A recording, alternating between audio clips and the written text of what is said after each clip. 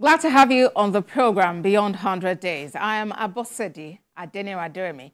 You can join the conversation on X at TVC News NG. Use the hashtag Beyond 100 Days. President Bola Tinubu has departed Abuja for Beijing, China, today, Thursday, 29th of August, on an official visit. In a statement by the Special Advisor to the President on Media and Publicity, Ajaero Ngelale, President Tinubu will have a brief layover in the United Arab Emirates. In China, the president will meet with President Xi Jinping and will hold meetings with Chinese business leaders on the sidelines of the Forum on China-Africa Cooperation. President Tinubu is accompanied by senior government officials on the trip. Away from that, after much speculation on the invitation of the president of the Nigeria Labour Congress by the Intelligence Response Team in Abuja over allegation of terrorism financing, cybercrime, subversion, criminal conspiracy, and treasonable felony. On Thursday, the NLC president, Joe Ajaero, in the company of senior advocates of Nigeria, Femi Falana, and a coalition of lawyers, arrived the Police Intelligence Response Team Command at Gazapi as early as 10:20 a.m. Less than 2 hours later, the NLC president and his team of lawyers left the Intelligence Response Team. Speaking with journalists at the Labour House, Mr. Ajaero said he has responded to the police and remains committed to the welfare of workers in the country. He thanks the Trade Union Congress and other support groups for their solidarity. We have to press for its implementation as soon as possible. Every other thing that will make the welfare of the Nigerian worker to be worthwhile will be involved in it. We will not listen to any distraction. On behalf of the NLC, NAC and NEC, and CWC, and the level of solidarity they showed here, I want to thank every one of you. To correct the impression, what we had is quite different from what was contained in the invitation letter. Wow! So, but whichever that is the case, now that they have learned their lesson and correct themselves, we have taken it in that manner. So they said that the NLC president, they just want to ask him one or two questions in respect to the tenant that is here. Meanwhile, a chieftain of the Labour Party has described as unconstitutional the move by the NLC to protest the invitation of its president, Joe Ajaero, by the Nigeria police. In a statement by its National Publicity Secretary, Abayomi, the Labour Party said the directives of the NLC to Nigerian workers over Joe Ajaero's invitation by police is an attempt to intimidate the president and a treasonable offense. The statement reads, quote, Joe Ajaero as an individual was the one invited by the Nigeria police for questioning and not the Nigeria Labour Congress as an organization. Therefore, the NLC and their lawyer cannot use themselves to shield Joe Ajaero from the investigation. It remains an allegation and everyone is expected to attend to any allegation, end quote. For more on this development, Secretary General, Trade Union Congress of Nigeria, Nuhu Toro, joins me on the program. And with me here in the studio is Abbas Ahmed, a lawyer. Good to have you join us, Mr. Ahmed. Thank you. And Mr. Toro from Abuja. I'll start with you, Mr. Toro. Joe Ajaero has fulfilled his promise to honor the police invitation. But somehow it's also not without drama. Before that, there was directive to workers to take some action depending on how the matter goes. Now, some have described the action as trying to intimidate the president. I just read a statement from Abayomi, a chieftain of the Labour Party. Is there more to honoring an invitation by the police? Well, I'm not sure that notion is correct. But again, as individuals, we can interpret any concept the way we want. The issue basically is the police extended an invitation to Ajaero, and because Ajaero was indisposed, he could not attend to the invitation on the said date. He wrote through his counsel back to the police, conveying the fact that he will make himself available today, which he did. And for me, I'm not sure anybody is above the law. But Ajaero also is presumed innocent until proven guilty. Yeah, these are very weighty and strong allegations, yes. But until anybody can pin anything to Ajaero, I mean, he's an innocent man without being investigative. The police are still doing their job. All right, so you say that the police are doing their job. And let me come to the lawyer here and let's get some legal perspective to this. Can you separate the action of Joe Ajaero as a Nigerian member? So ultimately, what the NLC did is to dish out information to their affiliates and by extension, their membership to say this is the situation and we are going to attend to the invite and we'll feed you back when we are back. And that was what transpired. All right, Mr. Toro, let's get the views of the lawyer. Let's get legal perspective to it. So I was asking, can you separate the action of Mr. Ajaero as a Nigerian citizen from his action or from the office that he actually occupies as president of the Nigeria Labour Congress? Well, it depends on the content of the letter of invitation from the Nigerian police. Were they inviting him for an action that he took in his personal capacity or the actions he took in his capacity as the president of the Nigerian Labour Congress?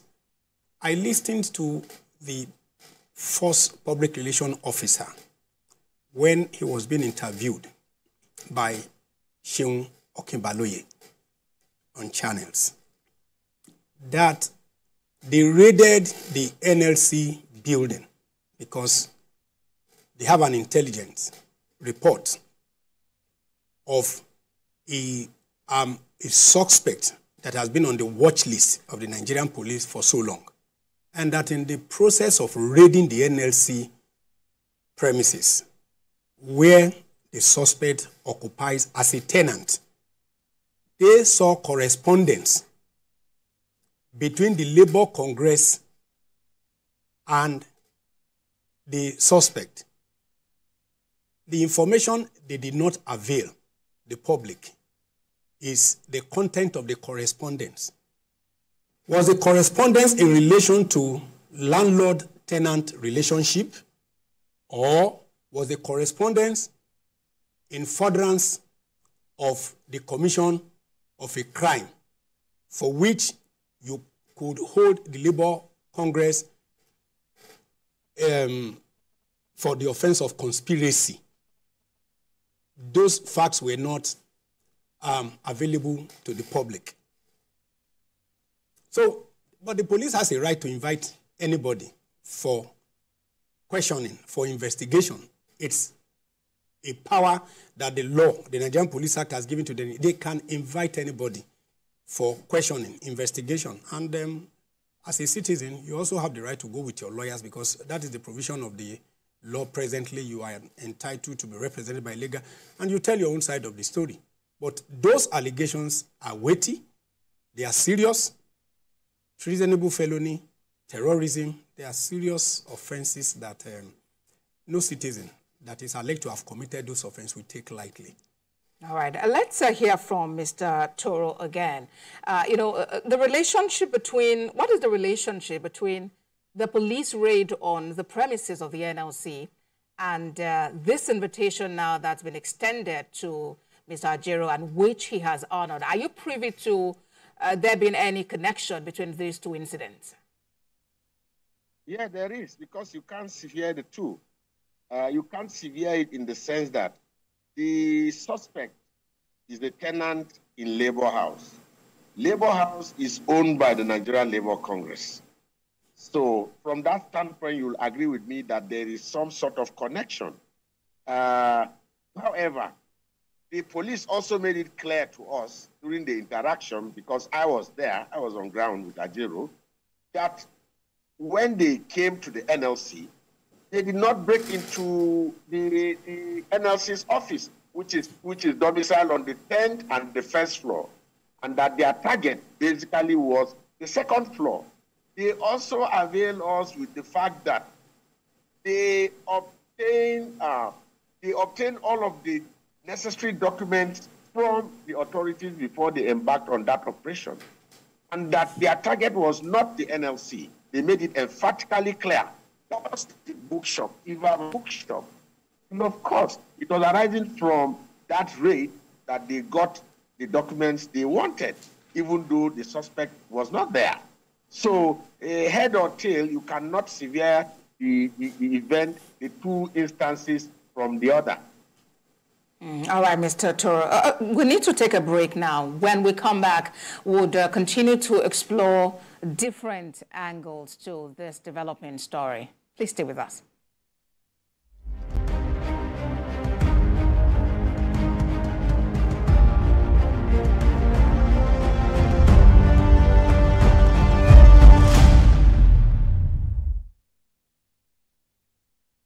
Thank you for staying with us on the program Beyond 100 Days. Let me come to you, Mr. Abbas Ahmed.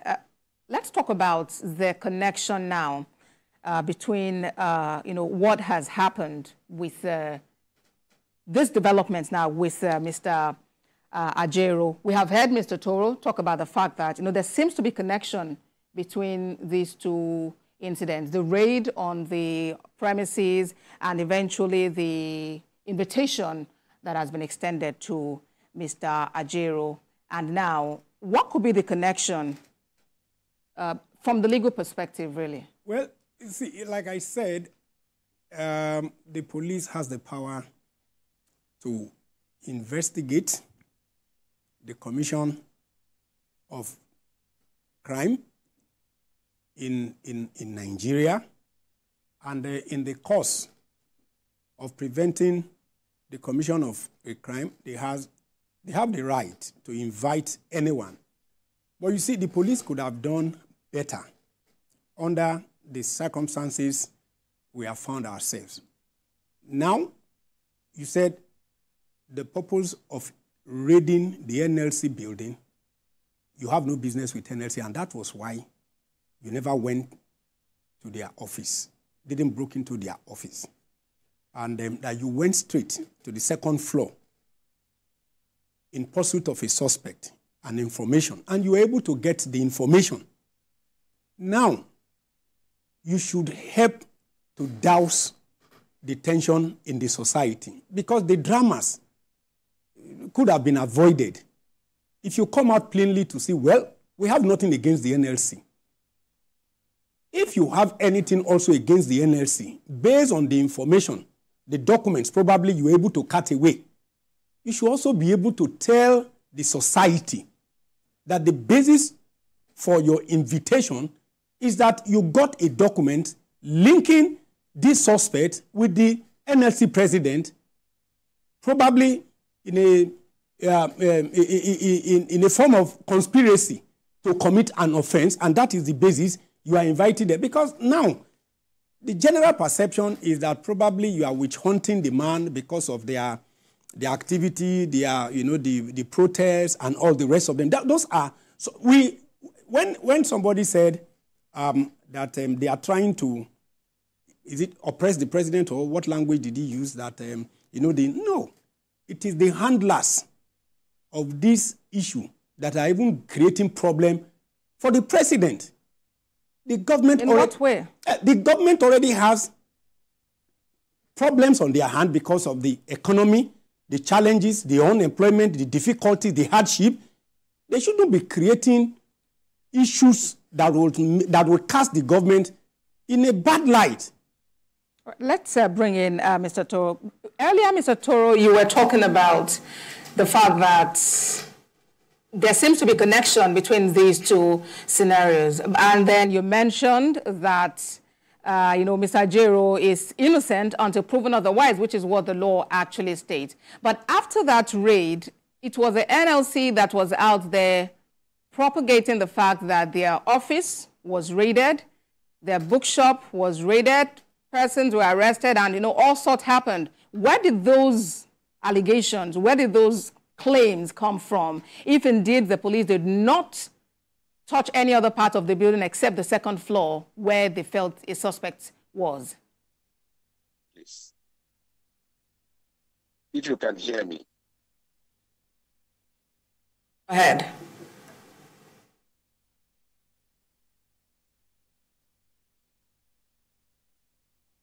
Mr. Toro, I can hear you. You may kindly respond to the question.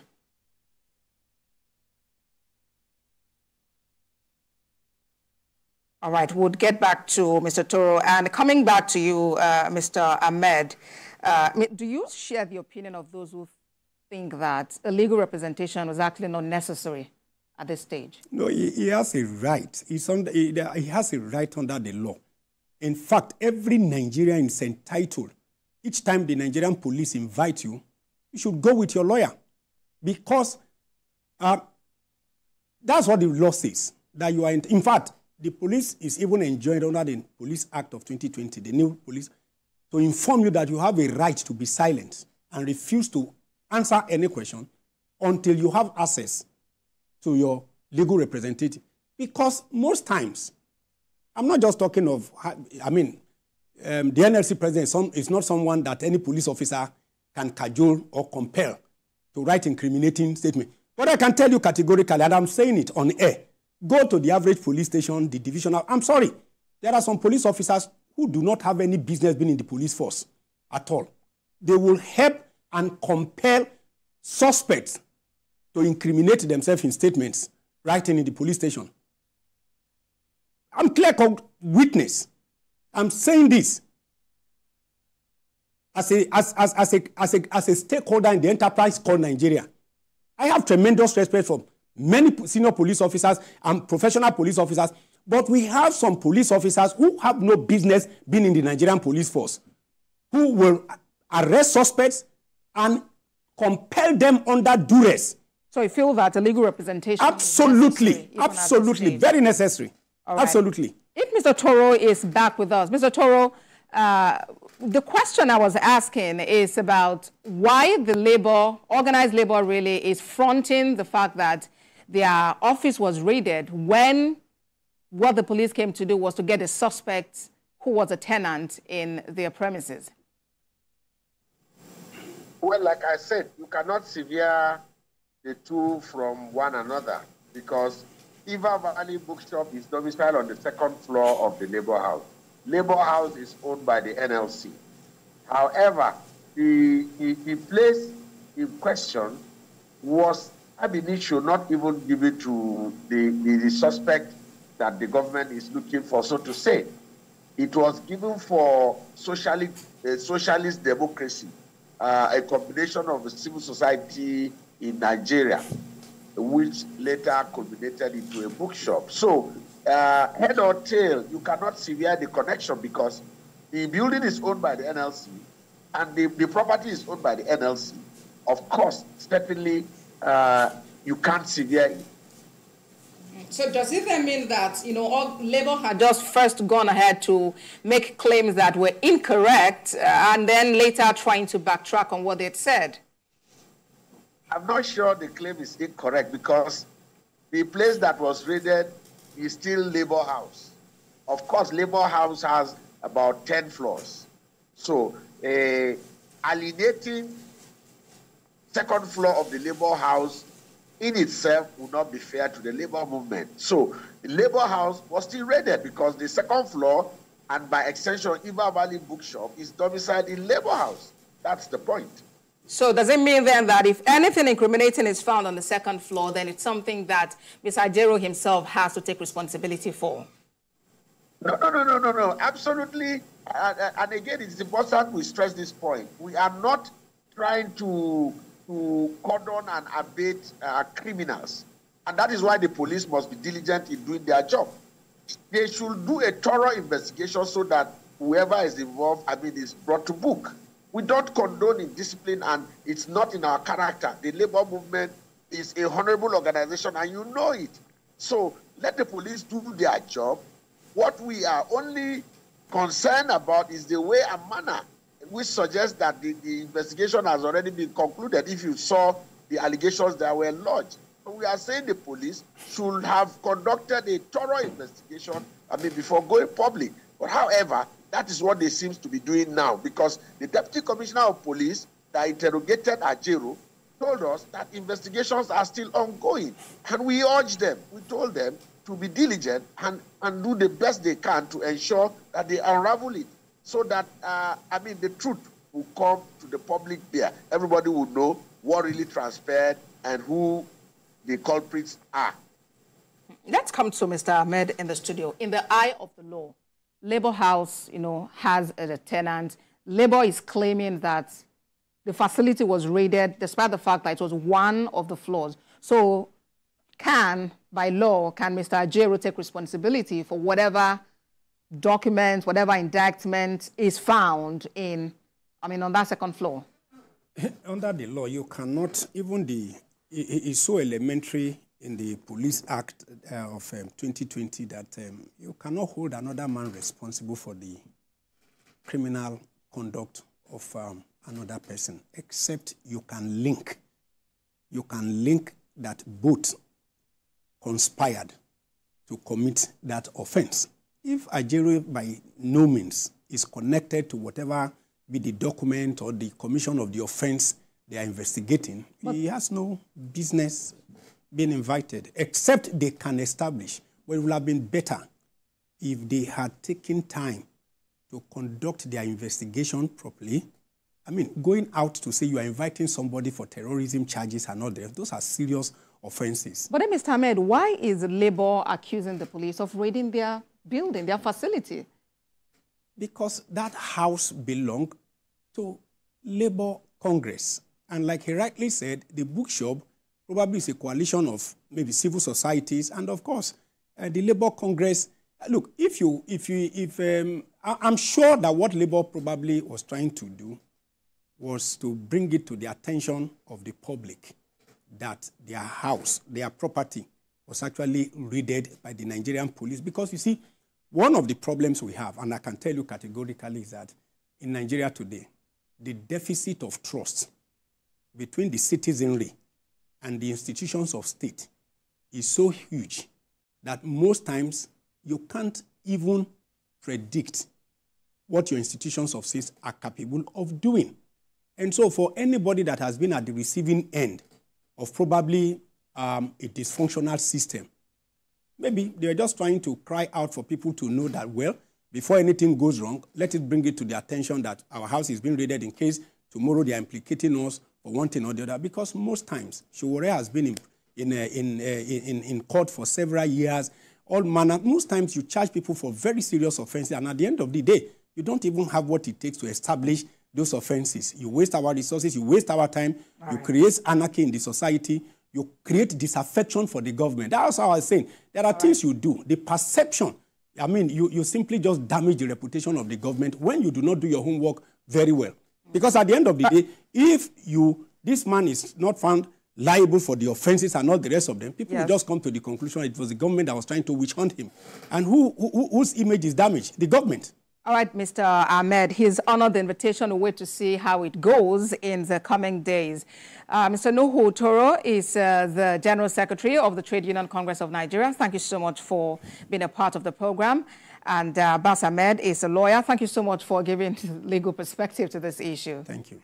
Thank you very much, gentlemen. That's our program. Watch a repeat broadcast at midnight and at 6 a.m. I am Abosede Adeniran.